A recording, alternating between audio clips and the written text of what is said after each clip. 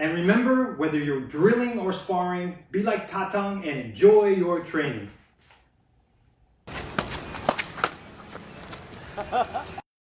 One, two, three. Is it great? Shit, you got this.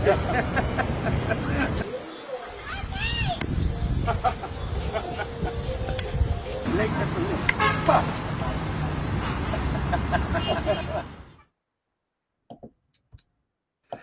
Good afternoon and welcome to FMA Discussion. This is episode 446, and today, none other, he's been on here before. That man lives in Hawaii, that awful weather down there by the beach. Misery he lives in, I tell you. You know, man, it's very easy to be angry at that man in the paradise he's living in. Without further ado, though, we're talking about Guro Burton Richardson, and he's been on here before, as I just mentioned. And so today is not going to be so bio-oriented, but today we're going to exclusively cover his recent program, KI. And we'll talk about his inspiration, any issues going through it, his development of it, any problem areas, feedback, and we got a bunch of questions from folks coming in. If you're watching and you do put questions, I have a ton of questions already. If they fit what I'm currently talking about and there's congruency, I will definitely put it in right at that moment. However, if it's really not, I don't want to disrupt the flow, so I will jot it down and I definitely will try to get to it. However, if it's a time issue and I don't get to them, I will be directing you to ask Guro Burton. I did mention this to Guro Burton, and he is absolutely fine with it, okay? Just due to time constraints of that. If you're watching, tell us where you're watching from. Smash that like button, and we're just going to get started. And we got Eric O'Brien, crazy Eric O'Brien is already here. And here we go. Hey. How are you? Aloha. Oh, great. Man, I don't like that man. He lives in Hawaii. Well, we already got a bunch of people watching, like I kind of alluded to, based on the test run. I'm not surprised. So a bunch of people. We got Brian Canada, Gil May, we got Sean, Brett Reese, Eric O'Brien, Andre, Norman Taylor, and Mike. All right. So thank you for coming on. I appreciate it. And exciting. So what I'm going to kind of jump into it just due to the amount of questions we got in and all that. So what was the initial inspiration for doing this? It was just training with Tatang. So as you know, I trained with him in '94, trained with him for a week. Then I was doing a movie down there in Manila. And so I had to take 2 weeks to work on the movie. Then I actually took a bunch of the Stunt guys over one day so they could meet him too. And that was fun. Then I decided to prolong my trip. So I stayed an extra 2 weeks and trained with them every day. I don't think we trained on Sundays, but did that and then came back 2 years later and trained with him more. So, you know, that was 94, 96. So my inspiration to do this was probably in around about 10 years ago. I said, you know, I've been studying this, you know, studying the video that I took for 20 years. I should probably put it out there, but I just wanted to study more and keep training and all. So anyway, in the end, the inspiration was that we need to keep this alive. And in order to do that, we need a lot of people training it at a high level. But unfortunately, we can't train with Tatang now. But with the video, if it's explained well and we see what he's doing, I think it really helps everybody to be very close to that source, so we can keep it going. Not, you know, some offshoot where we're like, well, you know, this is based on Tatang stuff and all, which everybody's can do. But I think it's nice to actually have what he did himself, the way he did it, not just what he did, but the way he did it, because this is a guy that actually fought with swords. So that was my basic motivation. Emphasis on he is the one who fought with swords. Yeah. Yes. That is the emphasis, because, you know, this is in all martial arts. what happens is you'll have somebody who is an exceptional leader or an exceptional fighter or something like this. And then there will be people that train with him. As the generations go down, it gets farther and farther from the source. And, it's probably not what they did, maybe not even close to what they did. So we're so fortunate to have material of Tatang, actual video. And, I'm wondering, people out there that have seen the program or are going through the program, how helpful it has been to all of you to actually see Tatang do the techniques.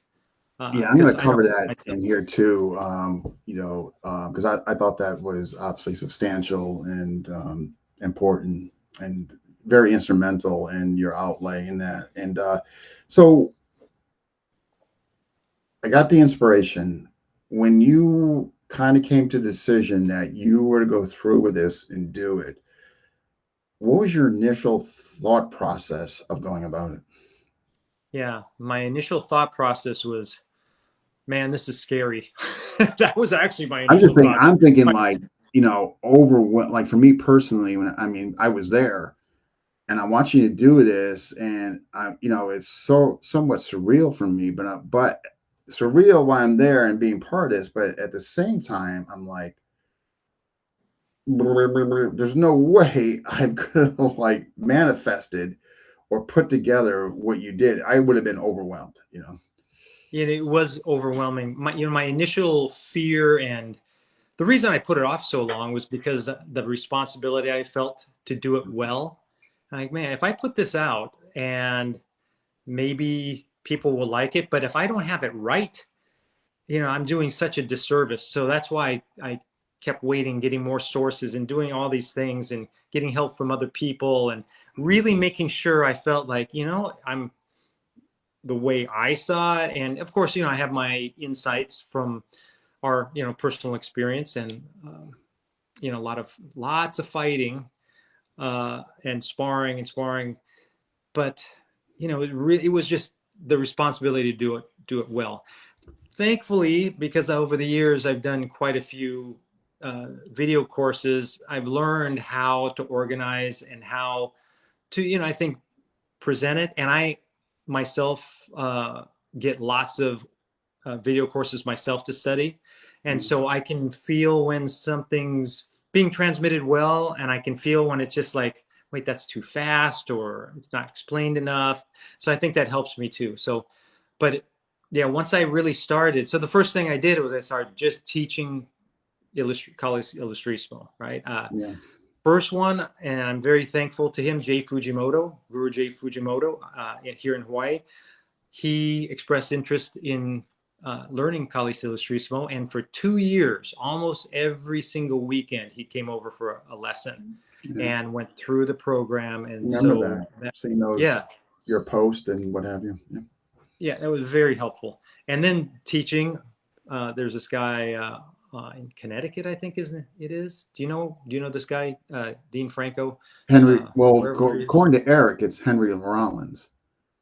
So. Oh, right. That's right. I didn't want to say it because, then all the starstruck stuff. But anyway, yeah, but I just made sure I would teach it to a lot of people. And of course, I'm training this the whole time. And, but yeah, that's how I came up with actually the format of just saying, let's do it.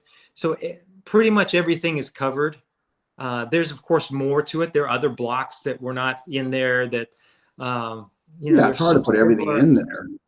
Yeah. Oh gosh, I know there are a lot. I think 20, I don't know, it's 26 maybe. But you were transparent in that. I mean, like, you made mention that this is kind of the intro program and all that. Yeah, everything is inclusive. And the other thing I wanted to point out too, I think some folks, particularly the younger generation, I don't think they realize the magnitude of your sparring capacity and the years there of it. In other words, what I'm alluding to is, okay, maybe I didn't spend 5 years, every day seeing illustrations and all that, but your sparring background had to be substantial and understanding the methodology which he was trying to impart in you based on that experience. There's nobody tell me that didn't play a factor, you know? This is huge. It's really huge because you understand what fighting is. So, and interestingly enough, to me, not just stick fighting and, stick sparring. Well, Mm. Dog Brothers is pretty close to fighting, so I'm one of the, if somebody doesn't know out there, I'm one of the original Dog Brothers, Lucky Dog. And, we fought, but we did have a helmet. We did have some hand protection, but that is fighting, and you learn a lot. You just have a whole different perspective on the whole Filipino martial arts when you're sparring that hard. Now you take someone like Tatang, who actually fought with swords. That's a whole nother level. That's why I mentioned in the program about the fear factor, which is a real thing. With a rattan stick, a heavy rattan stick, and somebody can whip it like Eric Noss can hit you so hard with that thing. Fear factor is real. That's just thinking about it is scary. Oh man, yeah, it's I must say, sometimes I look at the footage of way back then. I'm like, what was I thinking? I never forget the story you told me. I'll never forget this story. The after hours, and he comes up to you with these, basically 2x4s that were just cut round, and he goes, "Hey, do you mind if we use these?" And then you got to go, and all of a sudden, right at your leg. This guy's trying to take my kneecap off. What is wrong with this guy? What is his deal? Yeah, it was very interesting learning curve. Yeah, I would have been like, I want to go home. Oh, here we go. I know, it's young ego or whatever. It's like, we're in there fighting. I can't quit. So I tell you, I give you credit, man. But here we go. The Henry Rollins of KI. Eric O'Brien said it. What did he say? The what? The Henry Rollins of KI. Oh, there you go. Eric said it. So it is. But the sparring was so important, and again, we're so fortunate to have video of Tatang sparring. Yeah. So you can see, if we watched him and he was sparring totally differently, and you're like, well, what is going on there? Now he had these setups and all that. Some of them I've never seen anybody else do, but it's so nice to see and go, oh yeah, that looks like similar to what we do, but at his level, a whole nother level. And then one of the first things, the second day I was there training with him, I had to spar, and we were sparring there was no head involved. Well, at one point my partner forgot and tried to hit me in the head, but other than that, the soft sticks that were not very soft, they really hit. I remember I got hit on the pinky, and that thing was sore it had to be a month. But having a fighter's perspective, I was going to say not just stick fighting, but also all my MMA experience, training, sparring with UFC fighters. I've done a lot of sparring, and there's just a mindset that comes with it of, hey, this has to be extremely efficient. We don't have time to goof around with things that aren't going to help us in the actual fight. When you're going against someone who's going to try to slam you on your head, who's going to try to elbow you in the teeth, knee you in the head. This is serious stuff. You just don't have time to go, hey, you want to goof around with some stuff that's not really going to work. That's really not going to work, and you're going to get paid, and you might lose. Yeah, it doesn't sound. Yeah, and that's why that was a big thing for me when I realized that really, really deeply understood that idea of the emergency moves. A lot of the blocks and the moves that you would see Tatang do, and you're like, man, I cannot do that in sparring. I just can't do it in sparring. I don't know who can, and why is Tatang, who is again the sword fighter, why would he be doing these moves? And it's like, oh, and then when it became, I actually have him on video explaining that, right? And he's like, this is when you have no time. You have no time. You're in a bad position. Your sword is down. Yeah. He's hitting here. That's when you do it. There's one clip that you're referencing, and it could be the what you're talking about. I'm not sure. And it was so interesting in him using the word late.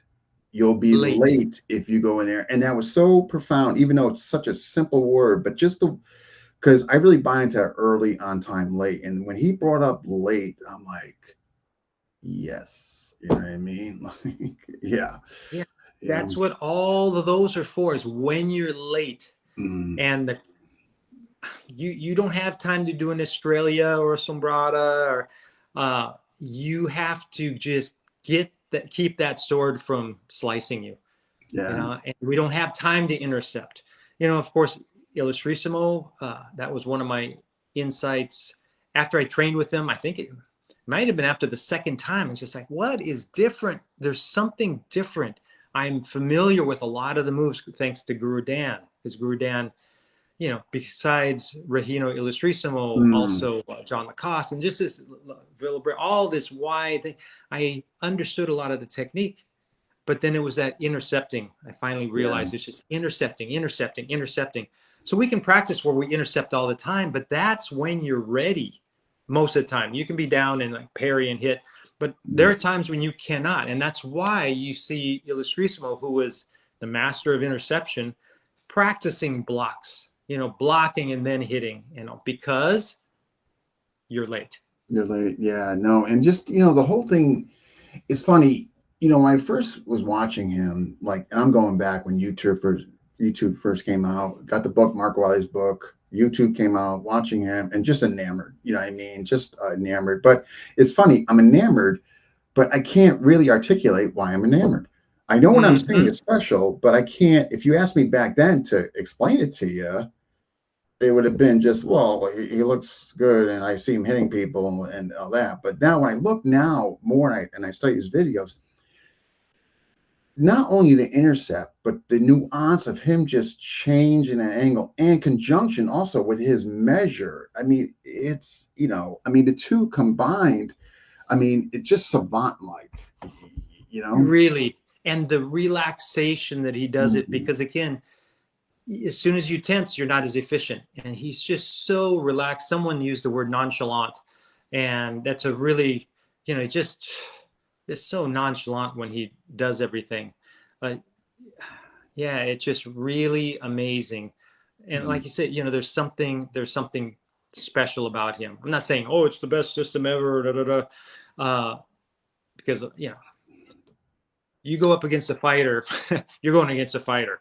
But Yeah. yeah, Illustrissimo just had the breadth and the depth, Yeah. and all that fighting Deep, experience. Just right?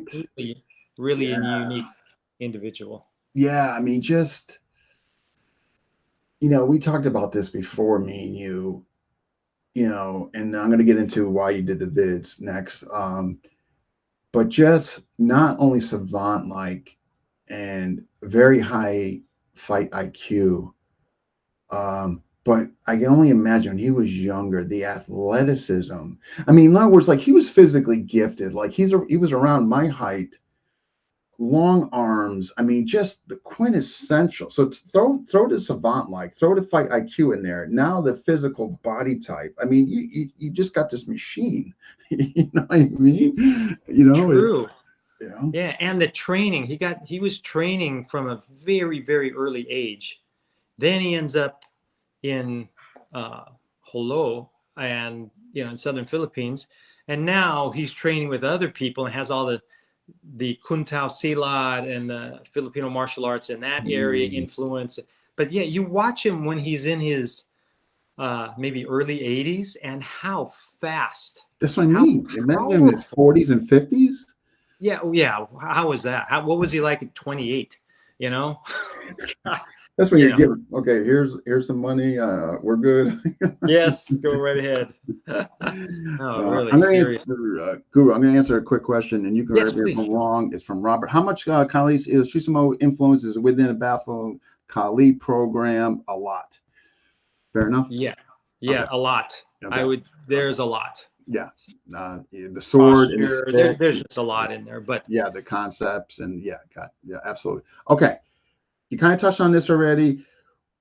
Where did the inspiration or decision come for you to put the videos in conjunction, whatever subject matter you're talking about, or whether it was defensive movements or whatever. What led to that, and why?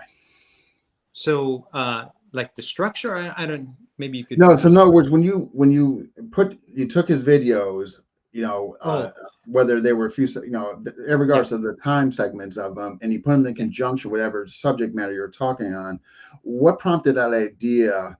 And to me, I thought it was brilliant. So what prompted that for you to do that? Yeah, that's actually my science background, because really what that is evidence based. I present something and I'm saying this is Tatong's. Now here's the evidence that that's what Tatong did. Instead of me just doing all the moves myself, just like, when I teach in seminars or a lot of times in my programs, especially self-defense oriented programs that are just strict self-defense, I will show something and then I will show an actual situation that was caught on security camera of this actual situation. So we have evidence. It's not, well, I think it's like this. When we're doing sport, combat sport, we get our own evidence because we go out and try it and we spar it ourselves. Now, when we're sparring in the Kali Ilustrisimo program, yeah, we're doing the dueling sparring, but sometimes when someone rushes you or you tell them, hey, every once in a while, I just want you to rush me. Don't worry about your safety. I will make sure I don't hurt you because you're just going to come in wild. You can have that ambush feeling and see what you can pick up out of that. But there are a lot of these, a lot of the techniques, like we're saying, are the emergency moves that you're out of position and you're late and you have to pick it up a certain way. Well, I wanted to show Tatong doing it also. So everything, if I'm talking about it, and then also the absolute 100% understand that some people would say, why are you teaching this program? You only spent, a total of maybe 3.5 weeks with them. And you think you can teach this program? And that, to me, that's a very legitimate question, right? So because I had the video, thank goodness I spent my whole week's pay from the movie I was working on. I went and picked up a video camera, thank goodness, so I could study it. Now, so I was studying this for a long time before YouTube ever came out, right? But before anything was on YouTube. I can see why that'd be a concern for folks, and I do. I try to look at both sides and try to be empathetic and just not narrow-minded. But my argument would be, I understand their argument, I do, but my argument is something that I brought up, some minutes ago, is that your sparring background. I mean, like you had an extent, like in other words, if somebody went over there, they had no FMA background, no sparring background. Okay, well, now we have a very different context here. But you had a very vast sparring experience, and I mean, you were going with notably is construed as the best stick fighter known to mankind. And I'm going to tell you, so I think that offsets that, in my opinion, Well, I think it did in the end, but like I say, I totally understand why someone would have that concern. And also just all the training I had before, it wasn't like this was some total foreign system that I'd never seen anything like this. I had so much training from Guru Dan, 14 years of training with Guru Dan already. So I had all of that as well. And I just want to, I didn't mention this another time, but I never asked for an instructor certificate. I didn't say, hey, I want to become an instructor. I was training and I loved it, which is why, of course, I extended my stay. I mean, it was just amazing. And then they actually presented me with the instructor certificate at the end of my first stay. And then at the end of the second one, I mean, they decided to give me this, United States representative certificate. Like, I'm the representative of Kali Ilustrisimo of Tatong in the United States. And I didn't ask for that either. What's that? I'm sorry, that was the second one, correct? That was the second one, yes. And I didn't ask for that either. And nobody knew about it because I didn't tell anybody, because I didn't want to go back and go, yeah, hey, I'm the representative now. No, and based on your personality type, that's something people Yeah. would not expect, or that you're noted Yeah. for. Like, you now you're going to do this hostile takeover of geographic. I'm the guy. Yeah, right. I've got a certificate. Yeah, I mean, anybody that knows you, that's so far removed from your personality. So yeah, and but that. Go ahead. People that do know me also, I think if they know me, they know my integrity. I'm just going to tell the truth. And if there's something I don't know, I'm going to say I don't know, right? I'm just going to say it. And because I would rather just tell the truth. And again, back to science, is just be honest about it. We cannot progress if we don't acknowledge those things we don't know. We have to go, hey, I'm not doing that very well. I need to get into it. Like when I started jujitsu, like, man, I didn't realize I did not know how to grapple at all. I knew a whole bunch of techniques. I didn't know how to grapple. Yeah, but then And you get down there, you're like, this is interesting. I can't do anything. And so, yeah, so either you pretend like that didn't happen, just going along your merry way, or you get in there and you take your lumps, and over time it'll work out okay. But yeah, so people that know my integrity, I think that's why people are like, oh yeah, people that know me knew I wouldn't put anything out unless I was very, very confident that it was going to help people and it was, authentic and true. So, but again, I can make mistakes. I do make mistakes. That's why I just kept putting Tatang in there. So he is the reference. Well, and that's the thing where people can actually see, like, in other words, if somebody who, was perhaps cynical or doubtful. I mean, you have the vid right there to parallel what you were teaching in there. And to me, I thought that was, for numerous reasons, a good move on that. What were some of the challenges throughout the program? Like when you're doing from start to finish, what were some of the challenges, if any? Because to me, being there and again, it's somewhat surreal when I look back. Like, I'm seeing you have this thing out now, and which is just not that long ago, and I was there and all that, but surreal. But yeah, I'm trying to actually remember, because it was just I mean, it was just intense. For me, I mean, it's intense. Like, you're taking a little, then you're coming back out, and I'm trying to make sure, like, I'm not looking like an idiot, and I'm like not feeding you, like, you did a great job over there. You know what I mean? Like, no, you did a really good job.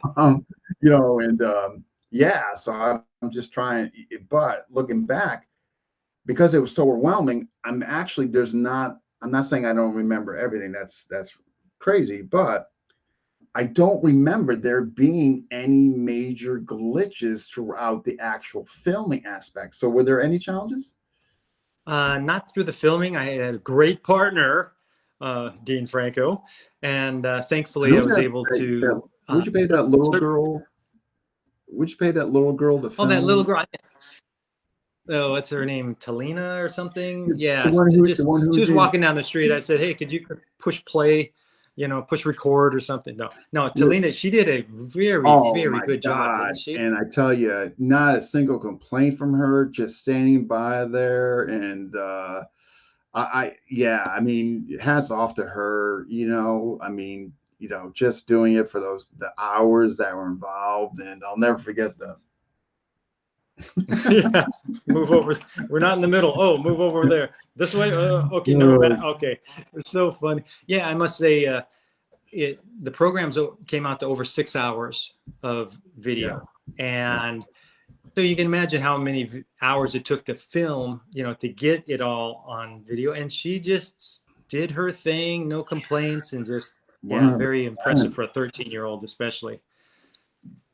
I got a question here. This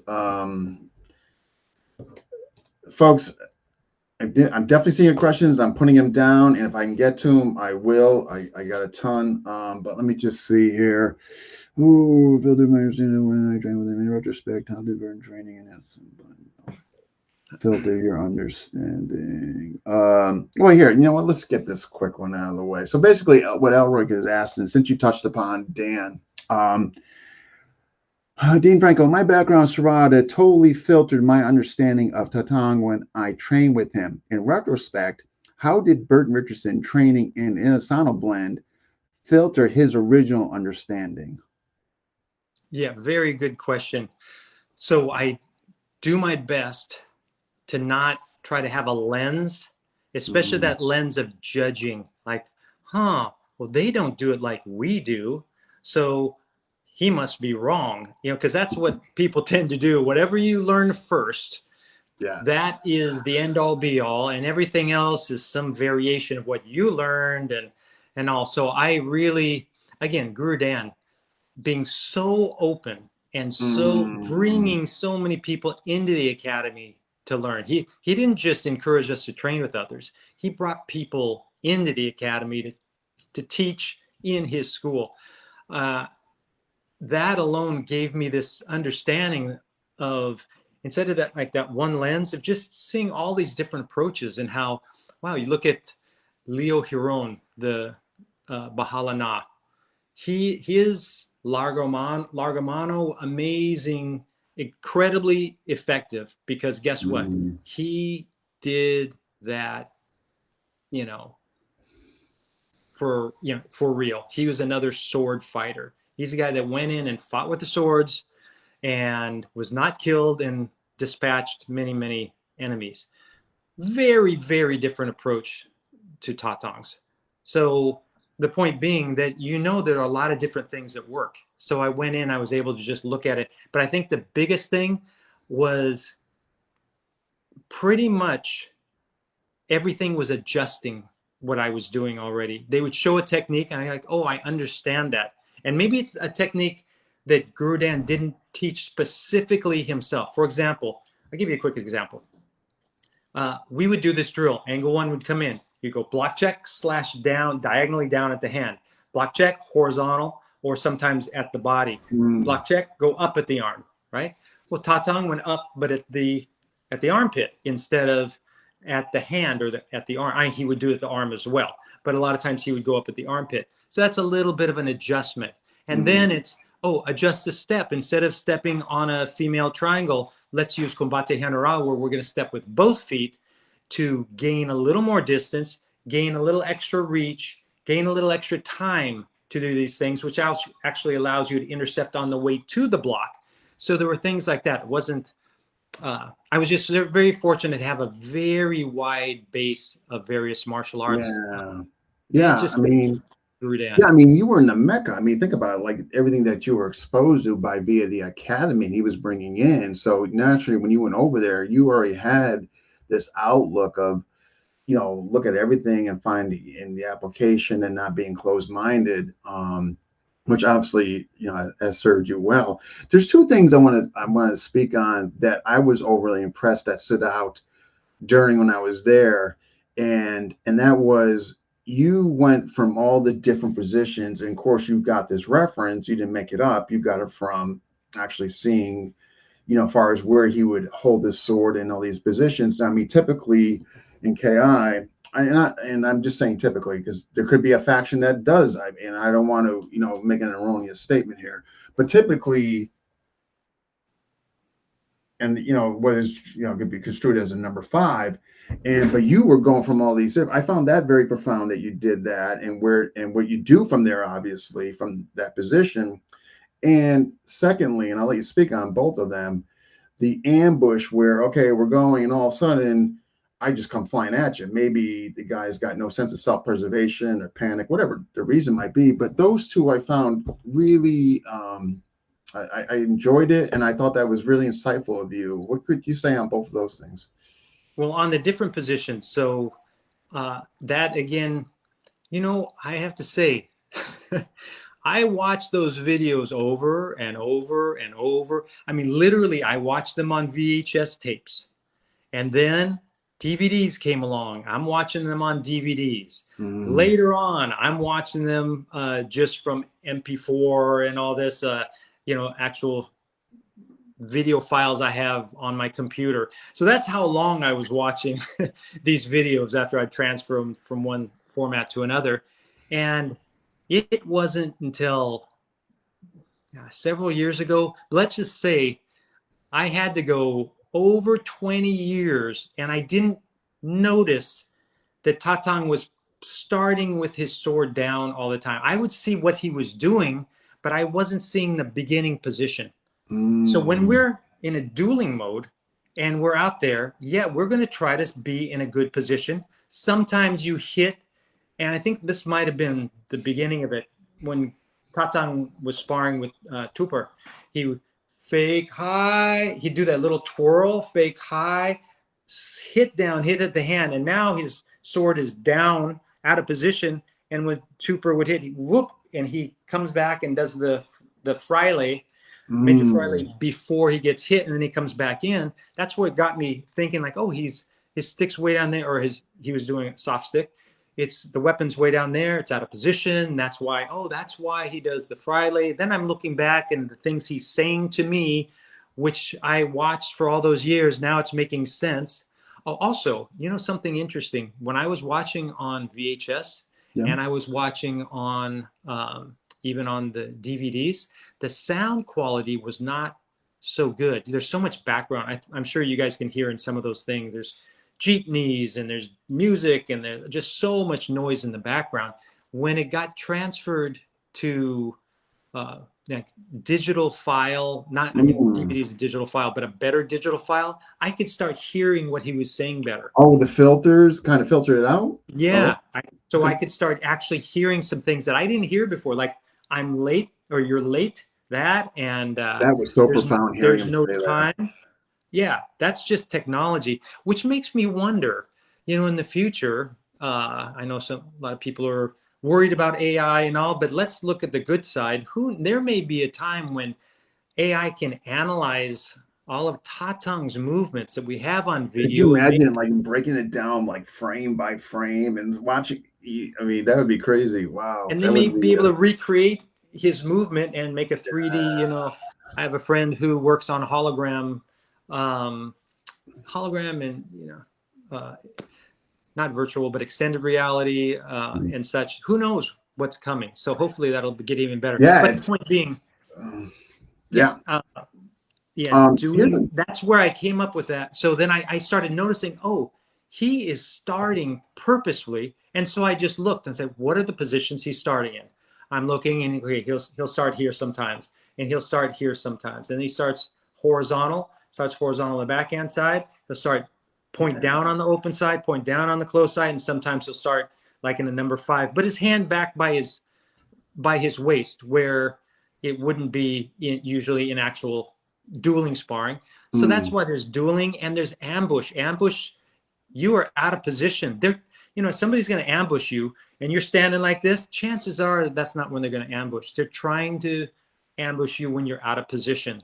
So you need all those different positions, which brings up, which I haven't really talked about, didn't talk about on the thing, but actually I haven't brought this up publicly, just to a couple people. Villabrail Kali. Anybody knows Villabrail Argusa Kali? There's a picture of Flora Villabrail where he's like this. This is position 1, position 2, 3, 4, 5, 6, 7, 8. All these positions, Villabrail Kali. Maybe those were positions you started from so that you could pick things up from wherever you were. Yeah, maybe he just didn't articulate it, but much to your point, maybe that was the whole, it's very purposeful. When you watch him, it's very, very purposeful. If you watch enough video, I know the video clips there that I show the examples, but if you just watch a lot of video of him, you'll see that he's starting with that sword in different positions, and then he changes his orientation. He goes here. So now media fraile comes up. If he's in this same sword down position, but he's here, he's going to have to maybe do a pluma. Just the orientation of the body, the position of the sword, these make all the difference. And so, I'm glad I was able to get that across. And the reason I numbered them was because if sometimes when we're learning things, it's good to have by the numbers, like, oh yeah, like for example, we can talk about JKD, 5 ways of attack, right? Single direct attack, attack by combination, progressive indirect attack, hand immobilization, attack by drawing. You know what's great about that? Not to be out there sparring or fighting and go, oh, I think it's about time I do a hand immobilization.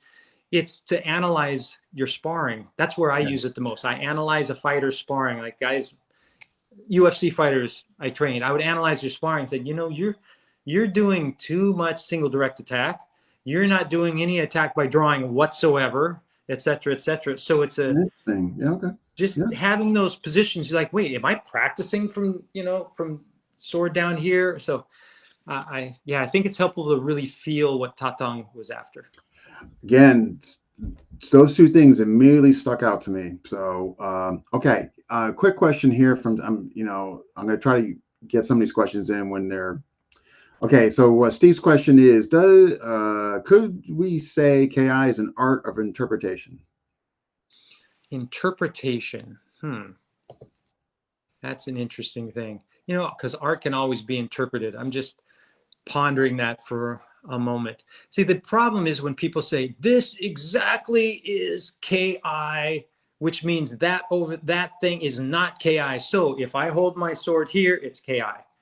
And there are people who will tell you, if you do this, now it's not KI anymore. Because Tatang never, ever, ever put his hand across here. So if you're doing it from here, that's not KI. But again, look at the video evidence. Even in sparring, he'll do this, or he'll put his hand underneath and go from here. I mean, he just, that's something he did. Yeah, and of course, right. So, gosh, yeah. You know, I think in the end, each of us has to express it in our own way. But the real guiding force behind KI is just efficiency. Efficiency. So if you just started in one of the off positions, you know, an odd position where you're out of position basically, and you had a partner and you said, okay, hit me angle 1, slow motion, and let's analyze. We could even measure it. What is the most efficient from here, most efficient response I can do from here? Oh, well, because my left shoulder is forward, I'm not going to be able to reach your neck, so I'm going to have to go up to hit the arm. But if I hit the arm and I cut the arm, the sword's still going to get me. So I have to get to that blade and block that blade from there. Okay. And then you go, okay, my hand's here. Oh, same thing. Well, this time actually Cadena Real is going to be the most efficient. So you could all just slowly, but knowing those different moves. And then there are in-between moves. I don't know if I expressed that well enough in the program, but there are all these in-between moves. It's not quite a Cadena Real. It's not quite a Pluma. It's not quite a Sombrado or a Vertical or a Boca de Lobo. They're somewhere in between. You know why? Because the process is not, oh, here comes something. Let me choose from these 3 things. There are almost an infinite number of variables when that blade is coming in. Your measure, his orientation, the absolute angle. You know, we say angle 1, but actually it can go from here to here to here to here to here to here to here. These are all angle 1s, right? Correct. So that's why it's not precise. You go, this is in Australia, but if I do this with the tip, that's not in Australia. That's not right. It's like, no, if it blocked it and you stayed alive, it was correct. So yeah, interesting. I'll think more about the interpretation. Yeah. All right, here's kind of a follow-up. It's just more of a comment. Each branch of KI have their own interpretation of Tatang's art, which I think is fair. Okay. Oh, Duran has made a comment here. Okay, let's see what Duran said. Duran. Okay. Fun fact. Bird's nickname while he was training here was Steven Seagal. I have something to do with that ponytail, but I'm just going to guess. Tatang would ask Master Tupper and Master Tony, I'm not going to even try to pronounce that, Steven Seagal. Translate to, where's Steven Seagal, the tall guy with the ponytail? Man, that is so funny. I never knew that till just now. Thank you, Duran. Yeah. Hey, I have to say, you know, Duran he kind of stayed, in my point of view, this is what I see, kind of stays back, kind of keeps out here. This Duran is so skillful. That's what, when I say you should train with everybody, Yeah. the reason I say you should train with everybody is because individuals have gems of technique or understanding that I certainly don't. They had, their time, more time with Tatang. Mm. Yeah. Duran is a perfect example. Now, I'm not going to send people all, clamoring to get the Duran. I hope that's not No, a no, no, problem. no, no. But, Duran is amazing from Bakan, all the time he spent with Master Tupper. I mean, No, I this is agree. a treasure. I've always So, said it. Like when I remember I was mentioning to him one time, I was trying to elicit him to teach, and my statement was to him was, this is going back some years he might not remember. Like he was like there from like the get go. Like crossed all their paths. You know what I mean? oh yeah, Yeah. So tremendous resource. yeah, I think so. All right, I'm just making sure I'm not missing anything. Questions coming in that I have to jot down. That kind of fit what we're doing here. I want to just say too, Yeah. going back to Duran, he's Bak on base fighters. That fighting mentality, like Master Tupper, man, fighting the spirit. Oh my gosh, that's how this art to me stays alive, when you have people that are actually understanding it from a fighter's point of view. That's We're gonna get because we're 50. I mean, this has been great. It's going. But I definitely want to get to some of the questions because I have a kind of couple got mine in, in. and the guys who submitted questions kind of paralleled some of what I'm gonna ask. So let's start with Elric's question. So Elric, okay, which I thought he has some good questions we're going to get to right now. And so let's hit. Okay, so Alec had 4 questions. So his first question is, what is the value of your program for the folks who already train in KI? Okay, good question. Yeah. I would say, you can ask people like Duran, etc. But I would say seeing Tatang, really watching him. Just there's video that is not on YouTube and all, because I videotaped it or someone videotaped it when I'm doing it with Tatang there. But I think that's a great value. Also, I think the structure is interesting to look at. People can structure it in different ways, but just the idea of going through the strikes and then making sure we delineate between sparring, dueling, and ambush. But yeah, by far, I would say just getting this, the more we can watch Tatang, the better we absorb the feel. That's what his feel. Okay, yeah. Okay. His second question. What is the value of Ilustrisimo for folks who train in other methods? Is so close to the source of the sword to sword fighting. That's what I think is such a great, if somebody else, regardless of what the system is, if you get to look at it, you will understand. Here you get to see the sword fighter, right? The man, and not just the sword fighter, this incredible legend. In my experience in Manila, I of course knew a lot of different Filipino martial arts masters there, thankfully, and basically there was quite a bit of rivalry, we'll say, and there would be people that that master, he's not really that good, and this and that, and you hear a lot of that from all these different sources. When you'd say Tatang, you know what? They're like, oh yeah, Tatang. Yeah, like one story was he crossed the street, man, and people were just like, it's all yours. Yeah, he was so respected. So for those who don't train Kali Ilustrisimo or don't plan to pursue that, I really think watching Tatang and understanding the scope of what he did is very valuable, regardless of what Filipino martial arts system you do. Yeah. Okay. Question 3. Alec always has some good questions. Alec, yeah, he's a brainiac. Okay. What is core, unique, or special about Ilustrisimo from your perspective? I mean, there are, a lot of amazing, unique things, but that just absolute efficiency on everything, absolute efficiency.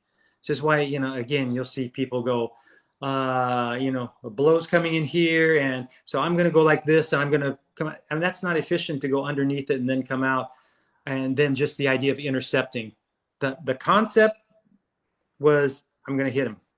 As soon as the person moved, Tatang was moving forward. You see, he did not draw back. It was just right in. The time he would draw back was when he's fainting. Right? He would really show. He'd raise the sword way above his head, up, and then come down. Those beautiful feints. So yeah, I would just that would, I think, could help anybody. Yeah. Okay, question 4. All right, Elric. Yeah. How does Ilustrisimo shine or not for self-defense, dog brother style, real contact, stick fighting, and JKD practitioners, etc.? Okay, so dog brothers. For dog brothers, I know self-defense. When you get older, I am feeling that I'm in my 60s. You think more, and I've had other people that are older than me that were students and all you start thinking about weapons more.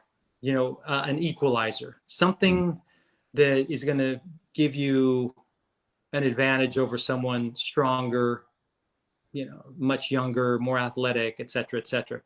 So the weaponry, the direct, right to the point, not messing around with, just doing whatever is most efficient. I think that's very helpful for self-defense.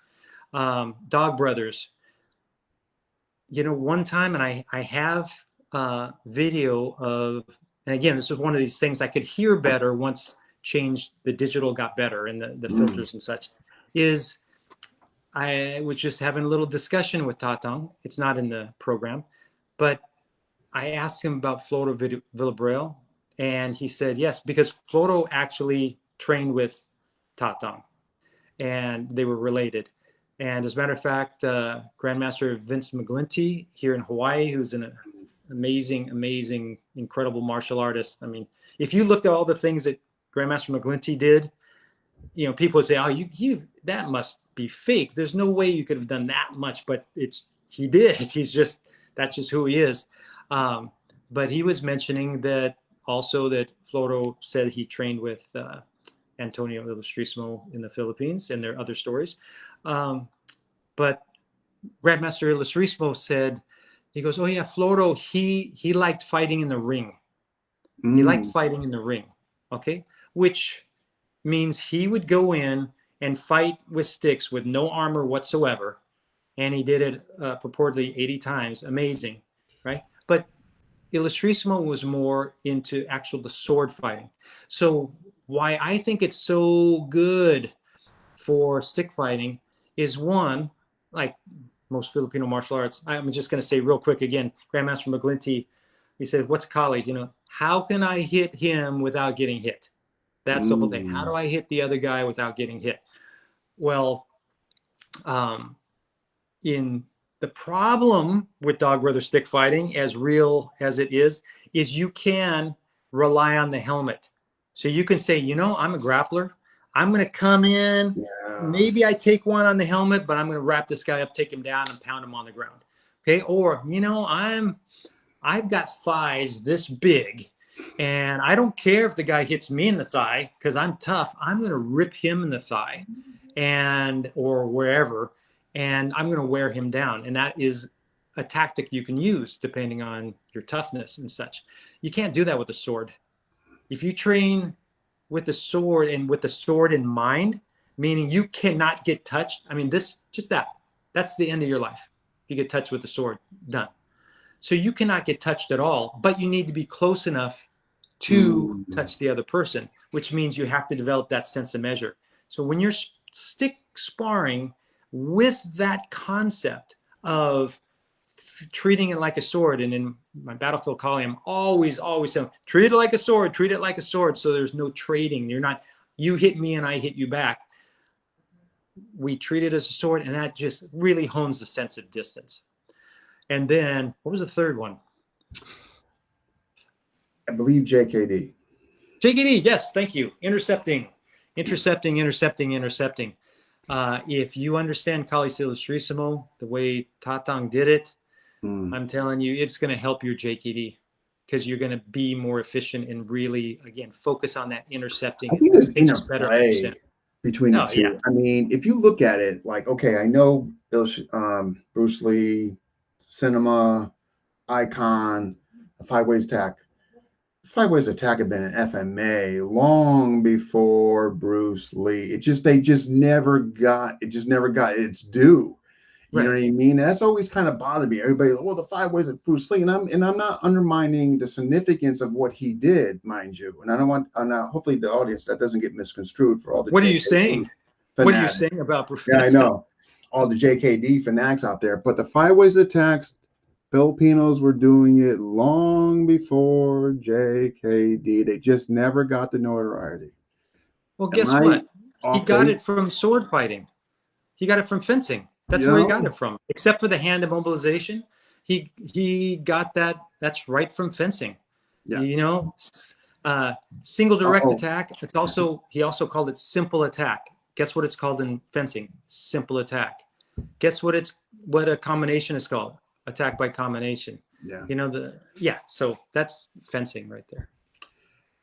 So stoned him, Tommy. Stoned him. I mean, but it just always kind of bothered me, but nothing where I was gonna make a big sting on it. But how dare you, Dean? Tommy Hackett. How dare you, Dean? Yeah, get on him, Tommy. Come on. Don't let him get away with that stuff. Okay. Questions from Mark. Significant of Taktan's dressing, was this traditional or more of the Southern influence from during his duration down there? Okay, so that's speaking of the sort of a turban type thing and the red garb and all. So when Tatang was in the Southern Philippines, he was in the Tausug tribe. So that's Tausug traditional clothing. And he got there when he was maybe, was it 8 or 9? You know, I don't think anybody knows exactly because it wasn't like it was written down, but he had to be there at least 7 years. You know, he was in the South at least 7 years in that age, growing up to be a young adult. And that's what the dress was, you know? So, I mean, that was a very high level of the dress, but Tausug. And interestingly enough, Guru Dan is very, very fond of the Tausug culture as well because of their warrior spirit. Yeah, I've heard nothing but phenomenal stuff about them. You know what I mean? As far as their toughness and okay, question 2. Can you speak on the Anting and prayer associated with Tatang? I don't know if you know much about it, but yeah. Yeah. So that's the thing. I did not, I'll just, again, what he showed me is he actually wrote out an oracion for me, and it was against dog bites. And he presented that to me as a gift.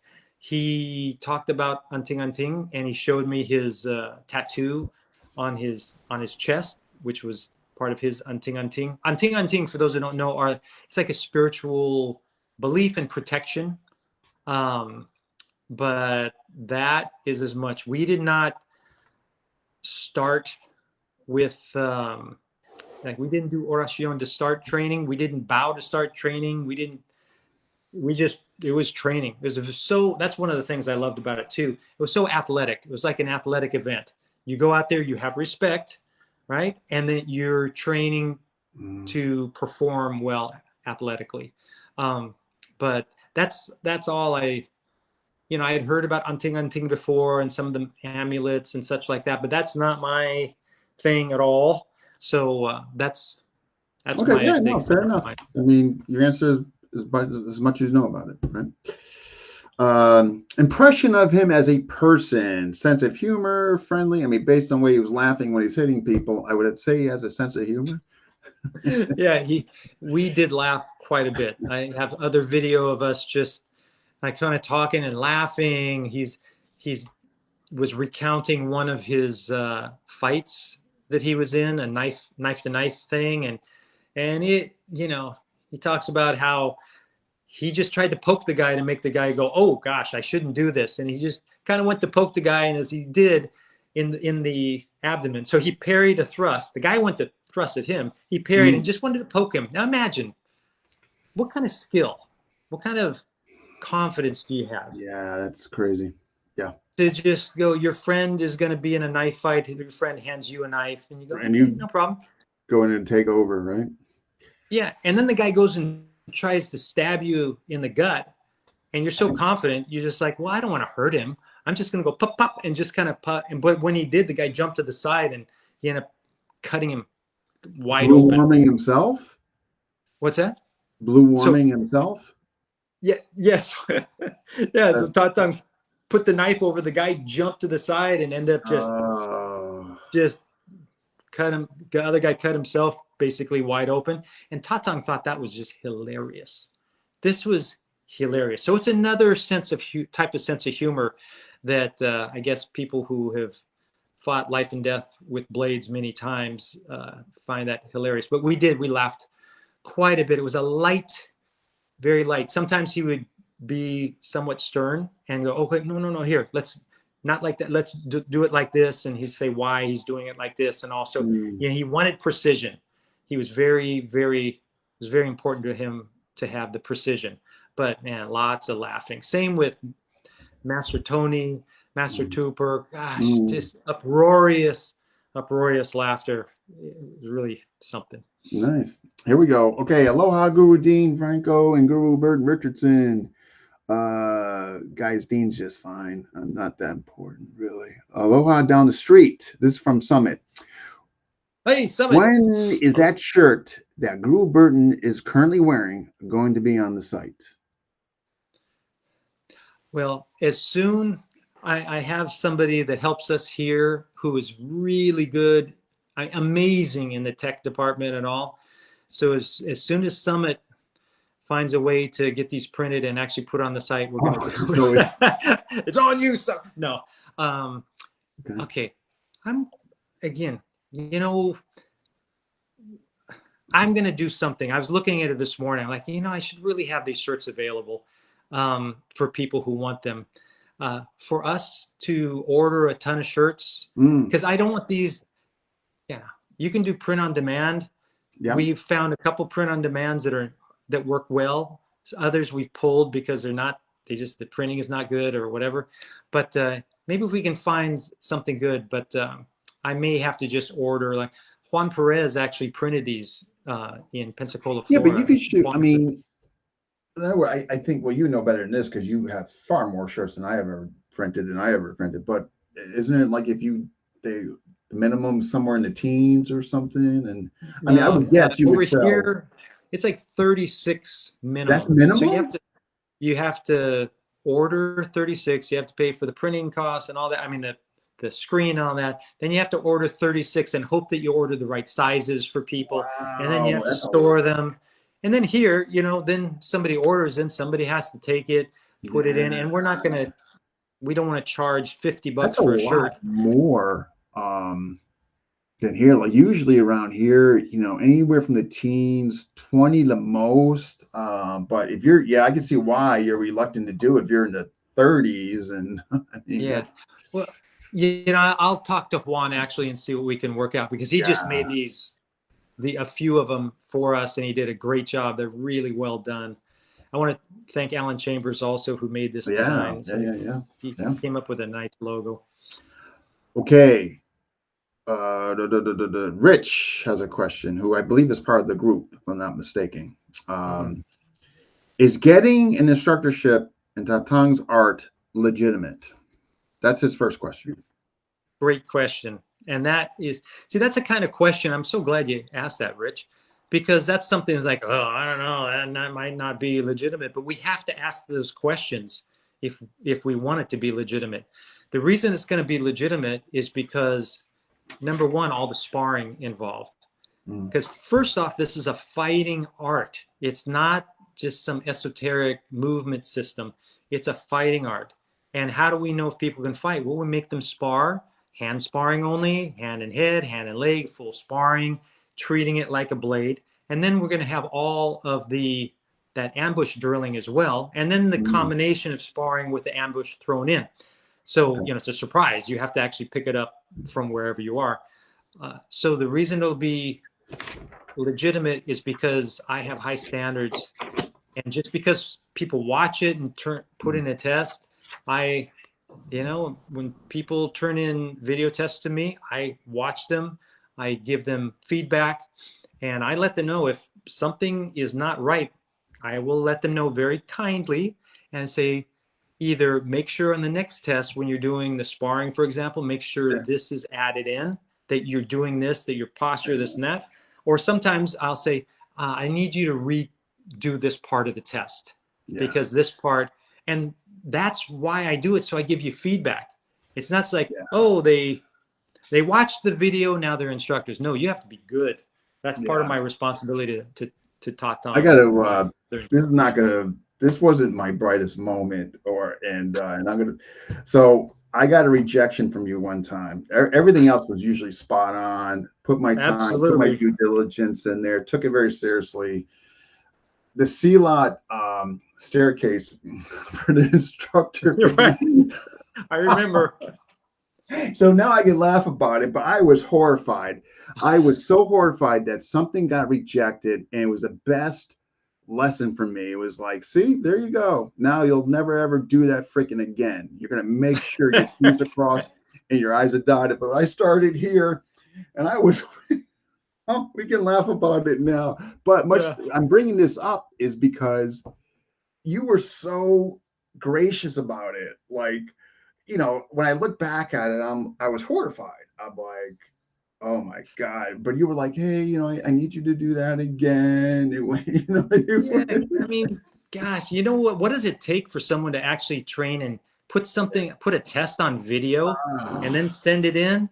I'm so impressed with anybody that does that. It's just, I'm just really amazing. And you know, I'm looking at it like maybe I didn't explain this well enough. So let me explain it now to make sure it's done right. But yeah, Guru Dean's tests are always just impeccable. And that one was just kind of off. So I could have said, well, he's got everything else down, let me just pass it. But no, I'm so glad you did. It was such a good lesson. Like, because we're really taught me it was, man, you know, shame on you for even remotely entering that zone of complacency, like and thinking like that. I tell you, that was such a tune-up in so many ways. I'm actually so thankful you did. I remember telling you that too. Like, thank you. I needed that. Like, you know, and that's usually the response I get from people in the end is that, well, thank you for that. I didn't realize I was doing that or this and that, but that's why I want to actually give the feedback. Pain part of the self. Dean Franco is pain part of the syllabus. Oh my God. Oh boy. Rich says, thanks. Great answer. Oh, this is funny. Dean, I couldn't get that right either. I had to resubmit it. Oh, see, it wasn't. It's a hard one. You know, was it me? Did I not explain that well enough? Maybe. How do you maintain quality? Second part from Rich. Yeah. So just what we were talking about, actually having high standards and not letting people, just letting them slide. No, good. Okay. Question from Danny Terrell. And okay. Most effective strength of KI as to the effective self-defense in the Western culture. Yeah, so that would probably be more, again, using a weapon. It's like a knife, stick, baton, something like that. But just the idea of being able to immediately take action to end the fight. And when out of position, being flexible enough, not physically flexible, but being able to flow with whatever's coming in. And instead of going, oh, I have to get back to my position and now I can start, is whatever position you are in, you can respond very efficiently. Okay. The second question is, Nope. One question. What is the most significant weakness as to effective self-defense in Western culture? So again, what is the most significant weakness as to effective self-defense in Western culture as far as KI? As far as KI? Well, I would say if people don't, whoever, anybody out there watching right now, you could learn KI and become very good, but then it's easy to teach and leave out the sparring. That's why we have to spar safely and in a way that it's fun.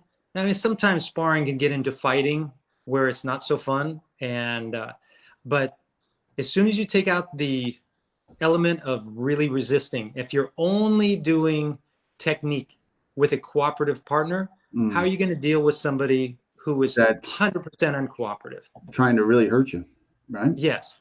And again, Tatang, I'm thinking of Duran right now again. So all that sparring, how much, I can't imagine how much sparring Duran did with Bakbakan and yeah, and I it heard just, those were it was loaded with that, right? yeah, oh, that was the basis.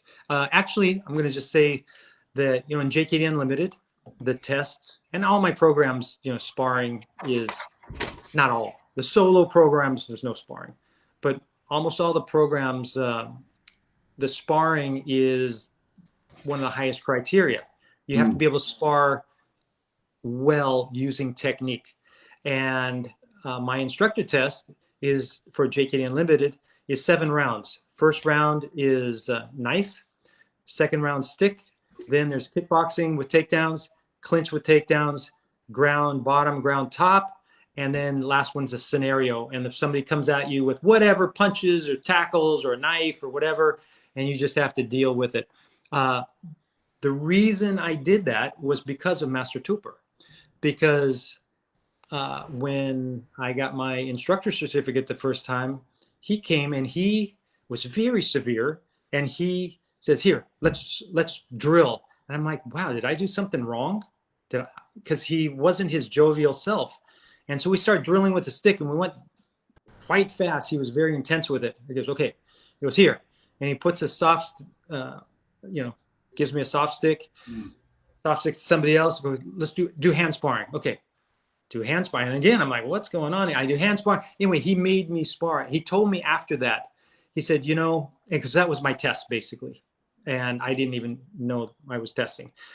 He told me that in Bakbakan, he said, by the time they're ready to get, become an instructor or maybe black belt, you can ask Duran the exact, what it is. He said, I know they know the techniques. I want to know if they can fight. It's like, well, yeah, of course.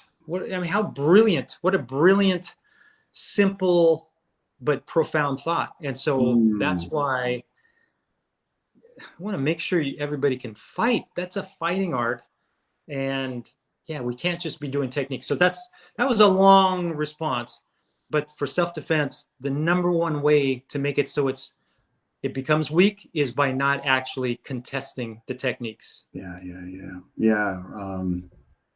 100%. And much to your point, that sometimes a test, it's like you've been testing all along, you know what I mean, by just, mere observation and class setting and whatever the setting may be. And then all of a sudden, like, okay, I want to see under duress, I want to see how you perform and all this. And yeah, so definitely.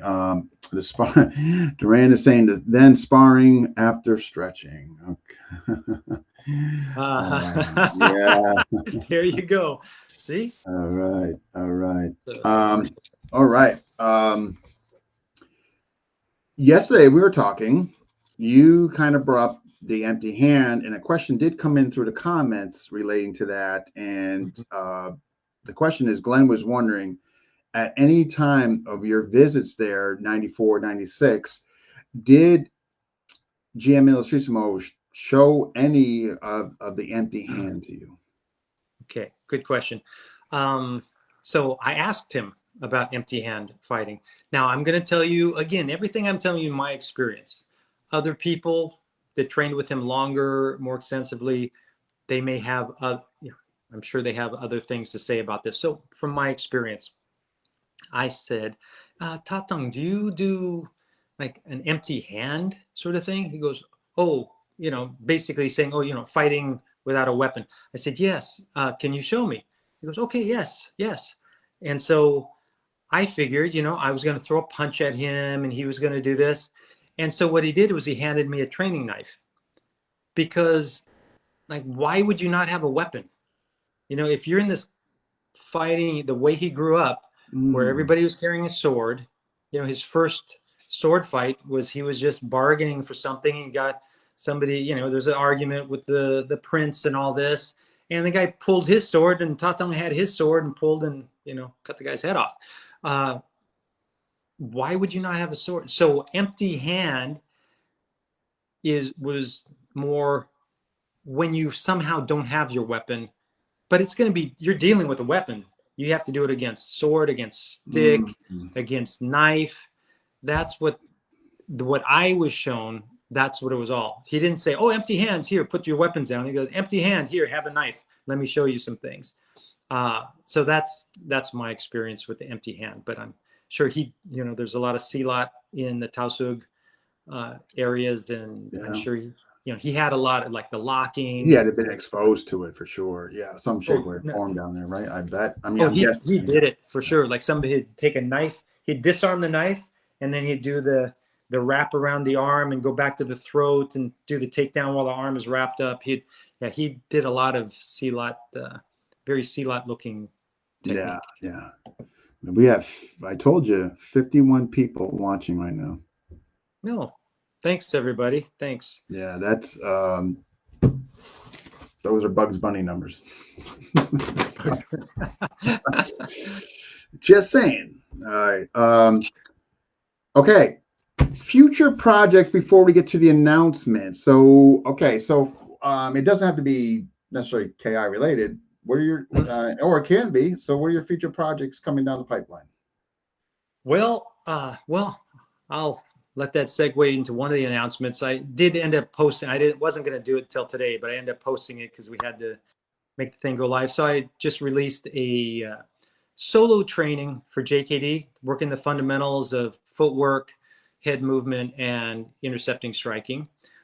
So I just released that today, and it's Black Friday coming up, so we have everything discounted. Everything's going to be discounted on the site. Future projects. Can you? I'm sorry, because I might not see it. Could you? Would you mind expanding on that? Because that sounds interesting. So, is it a level program or just a what? Yeah, this one, it's Junfan JKD. We used to warm up in class when Guru Dan or Sifu Dan, depend. We always call him Guru Dan, even when he's teaching Junfan JKD. So we would warm up. He would say, "Okay, everybody, Baizhong stance." He would salute, Baizhong stance, and then we go advance, retreat. We do step and slides, forward, back, side to side, doubles, triples, switch leads. Yeah, right.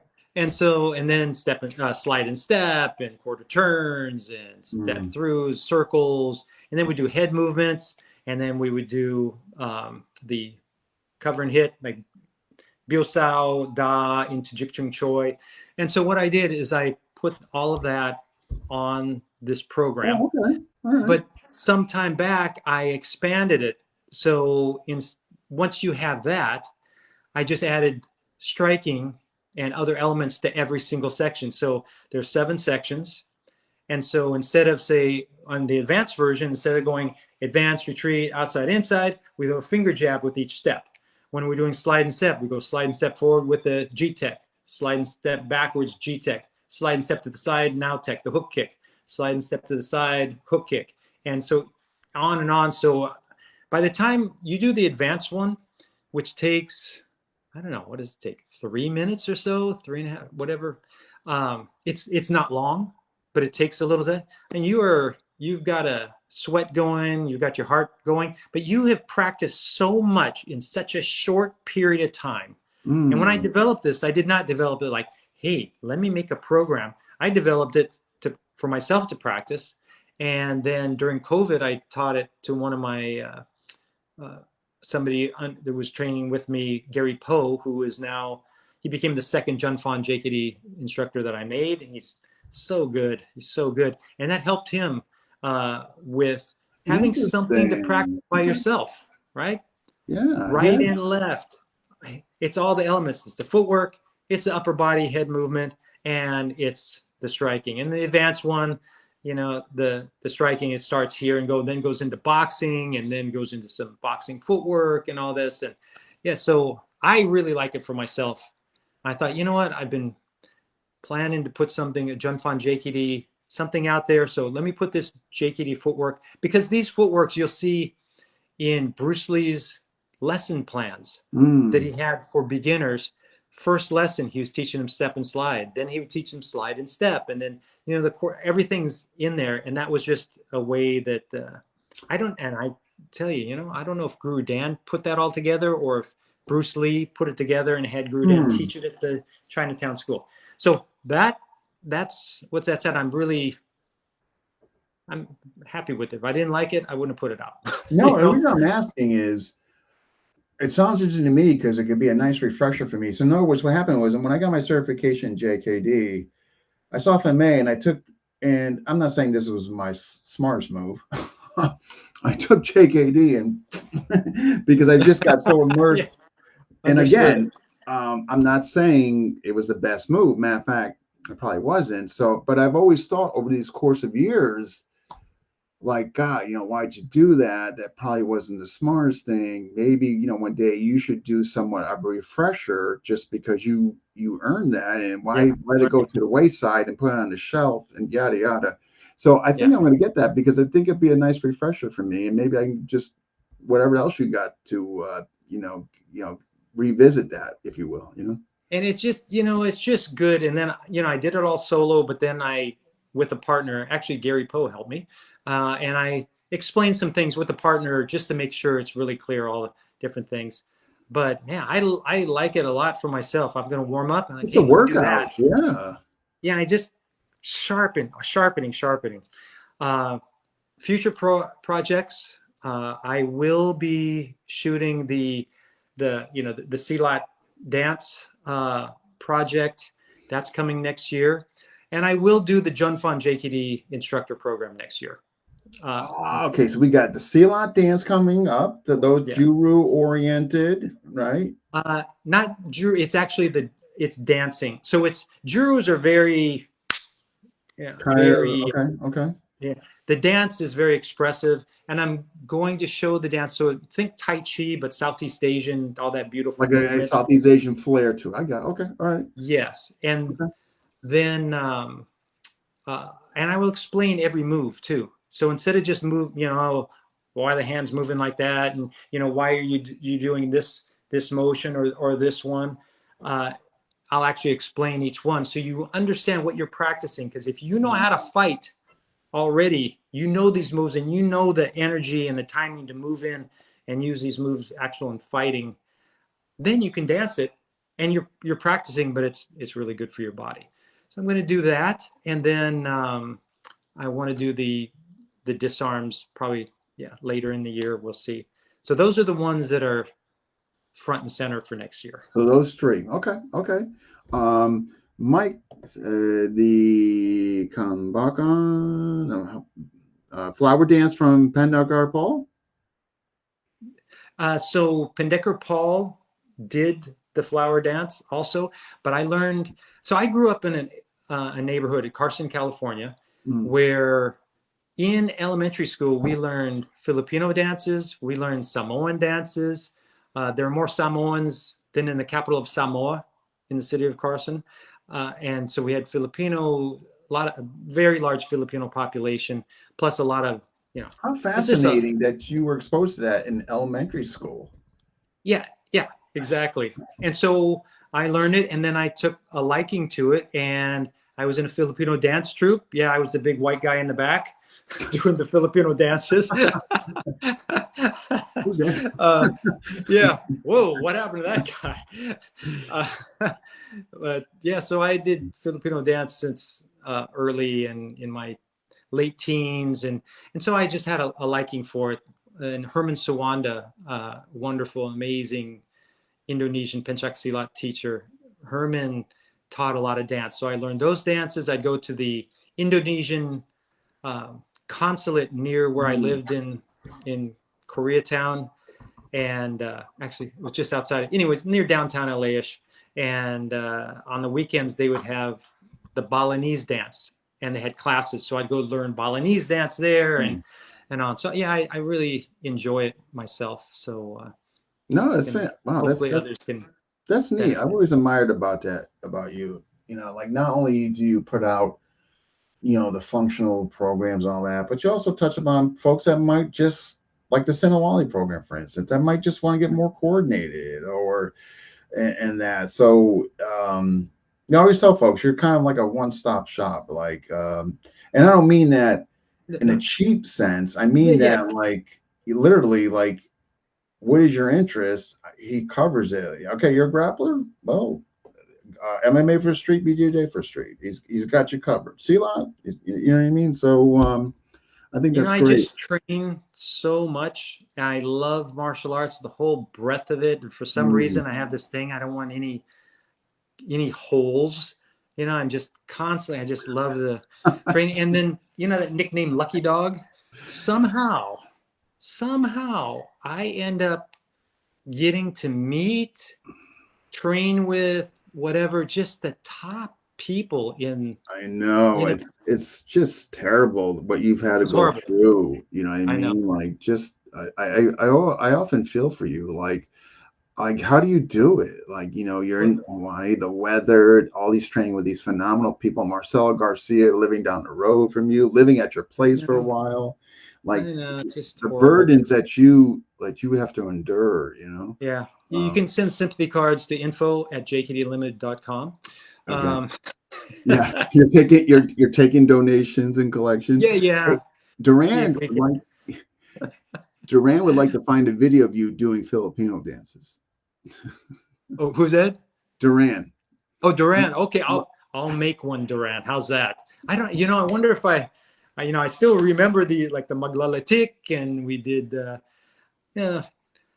I did a little pandango sa ilaw, but mainly was it like maglalatik and sakting, which it had two sticks. There's this dance with two sticks where you go da da da, and you hit this, click the sticks together, and then there's some of the Filipino dances that were Spanish influenced. It was male and a female, so there'd be groups like pairs. We do that, and then my favorite is a southern dance called singkil, which is just phenomenal. And not to mention tinikling, of course. I do the tinikling as well, the bamboo like this. So anyway, maybe I'll do that one of those for the fun of it. I think that's so neat that you were exposed to that in an elementary school. I just think that's phenomenal. That you know what I mean. Yeah. Wow. Very fortunate. Overall feedback on so getting back to the program. Overall feedback. Yeah, I'm very.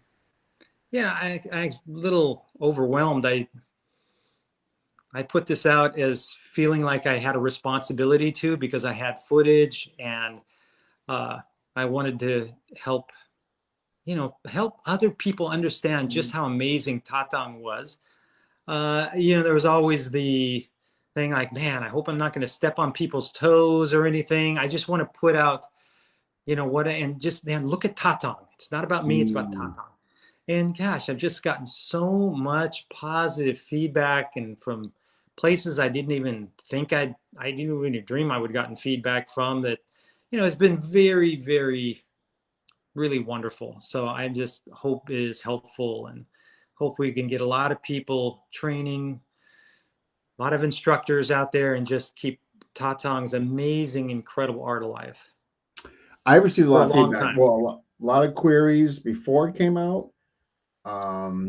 And a lot of messages via Facebook Messenger about, many folks messaged me that they got it and they were very happy with it. I've yet, knock on wood, to receive anything negative yet. So much to what you're saying, nothing but positive accolades as far as it goes. So it was very unusual, because anytime you do anything, expect negative feedback. But yeah, it's really, I'm very grateful. Yeah.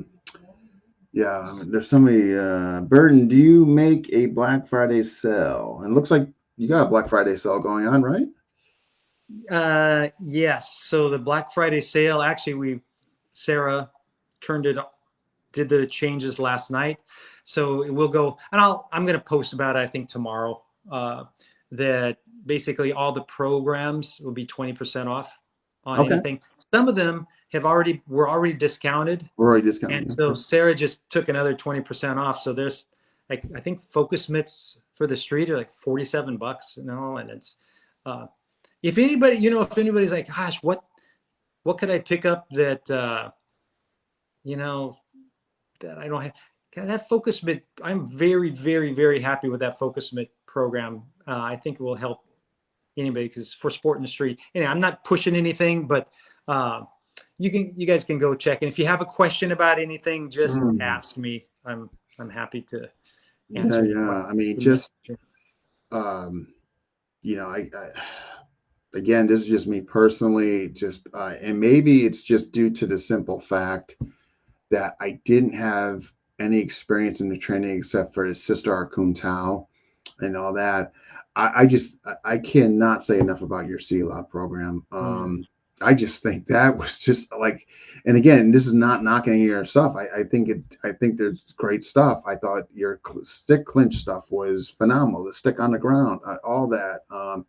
But that CLOP for folks that are just looking for bare bones stuff to deal with haymakers and getting them aside and nullifying further haymakers coming at you and neutralizing them. And I can't say enough about that program. Yeah, CLOT really works when it's done, when it's trained in a combative manner. And again, with that fighting experience background. And the levers, and man. Yeah, this stuff works.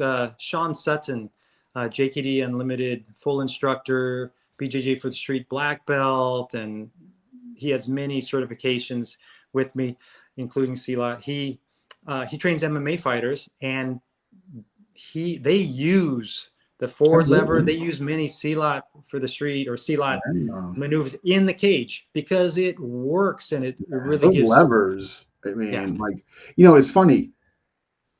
It's improved my Piper, but I think my Piper's also improved my. It's like this. Yeah, absolutely, for sure. Like when Lloyd was, I remember Lloyd was showing me, okay, yeah, you want to, when that back leg lands into him, you want to create the off bounce. Okay, levers. Like he didn't use those words, but yeah, you understand. Yeah, absolutely. But man, I want to thank you. Obviously I'm in your corner. I'm a fan and got your back and yada yada. But I just thoroughly appreciate you for so many reasons. What you've done for me personally in my journey, confidence, instilling in me. I kind of had low confidence when I first came to you, and you took care of that. Well, you took care of it through training, actually. Yeah, there you go. There you go. And, it's just I've been through this journey being very low self-esteem, living in a horrible place, thinking I'm never going to get out of there, just having very low self-esteem, just so many bad habits and this and that. And just, martial arts has done so much for me, and I hope I can help. You have already. Help and others. I'm sure you'll continue to do so. That's what I want to do. So what sucker are you going to get down to come down to you in like June or something to help you? Like what fool you're going to get there to? I don't know. I fooled somebody last year to come out here to do like fight with swords and stuff. So we'll see if we can get that guy out again. I wanted, since we're talking, can I make one other little announcement thing? Please do. I didn't, mention it, but we're not using this like an advertising tool or anything. I just wanted people that ordered the Kali Ilustrisimo program. It was Sarah's idea, and we're going to take 10% of everything we brought in from that, and we're going to donate it when we go to the Philippines next year. There's an orphanage that we help, and so we're going to go and just pass it along. You know, there are kids that are hurting over there. So I just, Good on so you thank you, guys. everybody. Anybody that ordered it, part of that is going out to help. That's well, that is so great to hear. Yeah. Yeah, and wow. If you ever interested, all the monies that we get from the channel go over there, and Oh, awesome. yeah, we help, yeah, like or sick masters, what have you, and Mhm. that. So, but that's so great to hear that you're doing that. So, well, been a pleasure. Somebody did ask a little off Yes. here, and it was Francisco, California. What about this CLOD, not CLOD, staff program? Staff program officially, like a year will be out. Something I forgot about that. Yeah, that should be out next year too. next year. That should Okay. be out next year as well. Battlefield Kali staff. That should come out next year as well. Thanks for reminding me. No, yeah, because folks are watching. I'm really digging that as well. So if Oh, folks, and one last thing, the private Facebook group. oh Anybody yeah. that got the program, if you want to support group, that's the idea of it. It's Tatang's Living Art of Kali Ilustrisimo Facebook group, private group. So send me, I don't know. You can ask Guru Dean how it works. So I guess you find it and you ask your request or whatever. If folks got questions, they can message me. I can help them navigate. No worries there. And Okay. And anybody in there, you can invite other people that you want in there, so we can just all help answer questions. And I'll post some photos eventually, here and there that haven't been published elsewhere, and maybe some other video of Tatang and such. So it'll be a fun place. Anybody that bought the program is eligible to join the group. Yes. Oh, gotcha. Okay, so Drans, thank you, Bert Richardson, for the respect and honor you give to our teachers in the art we love. Looking forward to your next visit to the Philippines. Please bring Guapo Dim Pronko with you. When you going January, February? Toward the end of January. Yeah. So, I'll be how long over you there staying? for a few days. So I'll tell Duran, hey, Duran, thank you. You know what he just said? See, that's what I did it for, to try to honor Tatang, and I just want to make sure. I didn't want people going, oh, I'm trying to put this out saying I'm the guy, that I'm the one that knows Kali Ilustrisimo. I'm the dude and all. That is, yeah. I mean, well, yeah. And that's what I wanted. Thank you, Duran, so much for saying that, because that's really my intention. And Duran knows me, but thank you, because he doesn't have to say that. He doesn't have to say that. How long are you going for? You're going towards the end of January. How long are you staying for? Well, we're touring Southeast Asia. So we're going to be gone 3 weeks total. So we're only going to be in the Philippines maybe 3 days, which it's just because we've been there several times. Talina has not been there. And I want to see, I'm hoping I can see Duran, Miguel, of course, my instructors over there. So there are a lot of people I like to you can see, try to see Brandon, right? Oh yeah, absolutely. Yeah. And family, friends, not actual, family. It's family, but it's not like official by the books family. I got you. Yeah. And we got Badger Jones. Finally, we get to see important staff. You don't need any staff training. You guys should talk. Are you familiar with Badger Jones?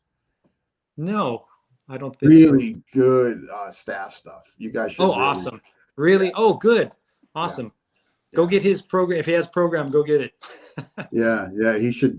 Both of you guys should. Yeah, like you guys could program do something pretty incredible. But well, I want to thank you for coming on. I really appreciate it. I know you're a busy guy, so anytime you can come on here, we're always thankful and grateful. No, thank you.